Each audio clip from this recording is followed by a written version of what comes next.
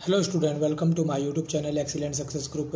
तो स्टूडेंट, आज हम डिस्कस करेंगे class 9 chapter 4 linear equation in two variable के इंपॉर्टेंट क्वेश्चन नंबर 122 में बोला गया है write 3y is equal to 8x in a form of ax plus by plus c is equal to 0। इस इक्वेशन को हमें इस फॉर्मेशन में लिखना है। ये हमारा पहला सवाल। फिर इसी में अगला सवाल दे रखा है right x in term of y, x को हमें y के टर्म में लिखना है। ये हमारा दूसरा सवाल। Find any two solution of the equation, इसके कोई दो सॉल्यूशन बताने, ये हमारा तीसरा सवाल। फिर आगे बोला how many solution you can find out, आप इसके कितने सॉल्यूशन निकाल सकते हो, ये इसका चौथा सवाल। यानी एक क्वेश्चन में चार चीज़ें पूछी गई हमसे, तो वन बाय वन करके हर चीज़ को हम सॉल्व करेंगे। पहले हमें इस क्वेश्चन को ax by c की फॉर्म में डालना है। तो हमारे पास गिवन है 8x is equal to 3y। तो मेरा प्लस का टर्म इस तरह किसकी हो जाएगी, माइनस की। ठीक है, साथ में कुछ भी नहीं, ज़ीरो मान सकते हैं, इज इक्वल टू 0। मैंने प्लस में ज़ीरो क्यों किया, क्योंकि सॉरी ये तो एक्स मेरी जो इक्वेशन होती है वो ax by plus c is equal to 0 होती है। तो अगर मैं इस इक्वेशन को इससे कंपेयर करूँ तो मेरा a बराबर 8 आ जाएगा, b बराबर -3 और c इज इक्वल टू 0। ठीक, ये मेरे पहले पार्ट का सॉल्यूशन हो गया। फिर इसका सेकंड पार्ट, x को लिखना y की टर्म में, बी पार्ट इसी का 8x is equal to 3y। Multiply में 8 है, किस में आ जाएगा, डिवाइड में। ये इसका सेकंड पार्ट हो गया। ठीक है, x को y की टर्म में लिखना। तीसरा पार्ट बोला है कि इसके दो सॉल्यूशन बताने हैं हमें, तो दो सॉल्यूशन बताने के लिए मैंने इसकी टेबल बना ली। ठीक, x एंड y, मेरी इक्वेशन है 8x is equal to 3y। मैंने x बराबर क्या रखा, 0, यहाँ 0 रखा तो ये 0 हो गया। 3 मल्टीप्लाई में किसमें आ जाएगा, डिवाइड में। तो मेरा आंसर कितना हो गया, 0। तो एक सॉल्यूशन तो इसका ये हो गया। दूसरा सॉल्यूशन, चाहे आप x की वैल्यू मान लो या y की वैल्यू, किसी की वैल्यू को माना जा सकता है। ठीक है, दोनों में 0 0 आ चुका, तो 0 0 तो अब माना नहीं जाएगा, कुछ भी मानो आपकी मर्ज़ी से। ठीक है, तो जैसे मान लो मैंने x बराबर मान लिया 3 मान लिया। ठीक, तो 8 x की जगह रखा मैंने 3 is equal to 3y। Multiply में 3 है, किस में आ जाएगा, डिवाइड में। कैंसिल हुआ, कितना आया, 8। तो मेरे इसके दो सॉल्यूशन ये हो गए, एक तो हो गया 0 0 और एक हो गया 3 8। इसे a मान लेते, इसे b मान लेते हैं, इसके दो सॉल्यूशन हो गए। ये मेरे इसका तीसरा पार्ट हो गया। चौथा part, how many solution you can find out. अब देखो, जैसे कि मैंने यहाँ पे x 0 0 निकाला, 3 8 निकाला, इसी तरीके से इसकी और भी वैल्यू को निकाला जा सकता है, एक्स वाई। ठीक है, मैं आपको दो वैल्यू और निकाल के दिखा देता हूँ ताकि आपको ये हो जाए कि जो भी आंसर आएगा वो डिफरेंट आएगा, एक जैसा आंसर कभी नहीं आएगा। D part, 8x is equal to 3y। इस बार मैंने मान लो x बराबर 1 मान लिया, तो यहाँ 1 रखा। 3y मल्टीप्लाई में 3 है, किस में आ जाएगा, डिवाइड में। तो अगर x 1 रख रहा हूँ तो y कितना रहा, 8/3 आया मेरा। ठीक, इस बार फिर मैंने y बराबर 1 माना, 8x y की जगह रख दिया 1, मल्टीप्लाई में 8 है। ठीक है, किस में आ जाएगा, डिवाइड में। 3 1 जा 3, तो 1 रखने पे कितना है, 3/8। यानी कि देखो दो सॉल्यूशन तो मैंने यहाँ पे निकाले, दो सॉल्यूशन यहाँ निकाले, यानी कि जो आंसर आ रहे हैं वो सारे के सारे डिफरेंट आ रहे हैं, ये नहीं कि हर बार एक जैसा आंसर आ रहा है। तो यहाँ पर आप चाहे x की वैल्यू या y की वैल्यू कुछ भी मानो, आपका दूसरा रिजल्ट अलग ही आएगा, हर बार एक यूनिक सॉल्यूशन होगा। तो कहने का मतलब इसके आप जितने मर्जी चाहो सॉल्यूशन कर लो, कोई एंड ही नहीं है। तो इस वजह से इसके इनफाइनाइट मैनी सॉल्यूशन होंगी। तो यहाँ लिख देता हूँ मैं, इनफाइनाइटली मैनी सॉल्यूशन। 4 पार्ट थे इसके, 1 2 3 4, चारों पार्ट मैंने यहाँ पे सॉल्व कर दिए हैं। अब डिस्कस करेंगे क्वेश्चन नंबर 123। बोला गया Rohan and Ramita of a class 9 decided to collect 25 rupees for class cleanness.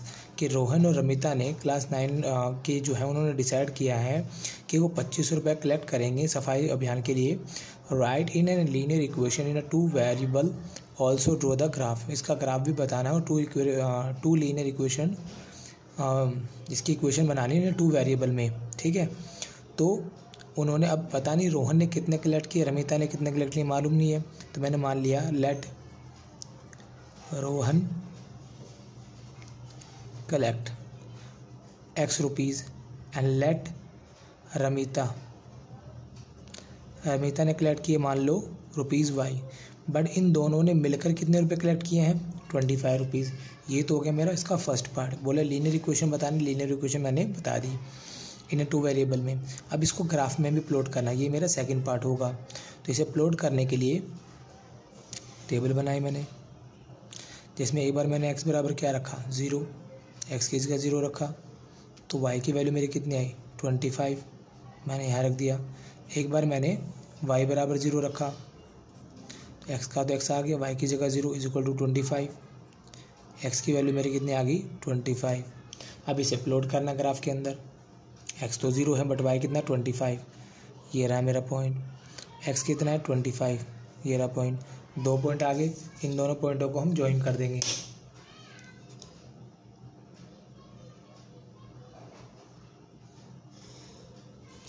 Join कर दिया, इस पॉइंट का नाम है 0, 25, इस पॉइंट का नाम है 25, 0, इक्वेशन का नाम है x + 25, ठीक। और इसी के साथ मेरा क्वेश्चन नंबर 123 यहाँ पे कंप्लीट होता है। तो अब डिस्कस करेंगे क्वेश्चन नंबर 124।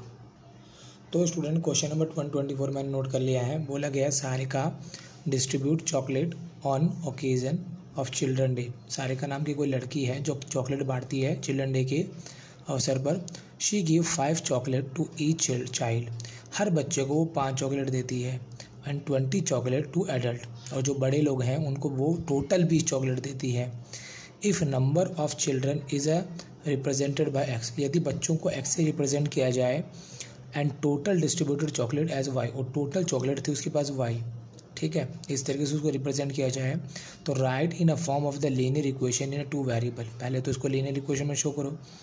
दूसरा part, if she distribute 125 chocolate, अगर उसने टोटल 145 चॉकलेट बांटी है तो बताओ बच्चों की संख्या कितनी होगी।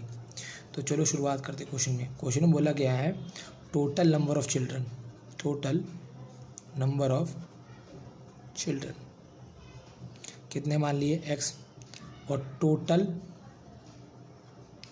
Number of chocolate, total chocolate दे रखे हमें y, ठीक। फिर चलते हैं हम अब क्वेश्चन के अकॉर्डिंगली, अकॉर्डिंग टू क्वेश्चन। देखो एक बच्चों को मिलती है 5 चॉकलेट, तो टोटल बच्चे कितने x, अगर मान लो क्लास के अंदर टोटल बच्चे 50 हैं, ठीक है, इमेजिन करो अगर 50 बच्चे हैं, एक बच्चे को अगर 5 चॉकलेट दूंगा तो 50 बच्चों को कितने मिलेगी 250, दोनों को मल्टीप्लाई कर देंगे। यहाँ पर टोटल बच्चे दे रखे हमें x, तो एक बच्चों को मिलती है 5, तो x बच्चों को कितने मिलेंगे, दोनों को मल्टीप्लाई कर दिया। ये तो बच्चों को चॉकलेट बांट दी। फिर आगे बोला गया है कि 20 चॉकलेट बांटी हैं बड़ों लोगों को, ये बच्चों में चली गई, ये बड़ों लोगों को बांट दी। इस तरीके से टोटल कितनी चॉकलेट बांट दी मैंने, y बांट दी। तो ये मेरी बन गई लीनियर इक्वेशन, ठीक। ये हो गया मेरा फर्स्ट पार्ट का सॉल्यूशन कि भाई इक्वेशन बनानी थी, बना दी। अब इसको ग्राफ में भी रिप्रेजेंट करना है, तो इसके लिए मैंने टेबल बना ली, एक्स एंड वाई। एक बार x बराबर क्या रखा मैंने 0, तो यहाँ 0 लिया, plus 20 is equal to Y, 0 से मल्टीप्लाई किया 0, 20, y की वैल्यू कितनी आ गई 20। एक बार मैंने y बराबर 0 रखा, अगर y बराबर 0 रखूँगा तो 5x का 5x प्लस 20, y की जगह 0 प्लस का 20 इधर जाएगा, किसको आ जाएगा माइनस का, मल्टीप्लाई में किस में आ जाएगा डिवाइड में, कितना आंसर हुआ माइनस का 4, ये आगे माइनस का 4। टेबल बन गई। बनने के बाद ऐसे प्लॉट करना है। मैंने कार्टेशियन प्लेन पहले से बना लिया था ताकि वीडियो की लेंथ ज़्यादा बड़ी ना हो, ठीक है। तो ये मेरी y है और ये मेरी x एक्सिस है। जो x थे वो मेरे कौन थे चिल्ड्रन, ये मेरे हैं नंबर ऑफ चाइल्ड या चिल्ड्रन, बच्चों की संख्या ये मेरी, और ये क्या है नंबर ऑफ चॉकलेट। पहले प्लॉट कर लेते फिर मेंशन कर दूंगा। x तो 0, y कितना 20, y 20 मेरा ये रहा, x कितना माइनस का 4 ये रहा। दोनों पॉइंट मिल गए, दोनों पॉइंटों को ज्वाइन कर देंगे।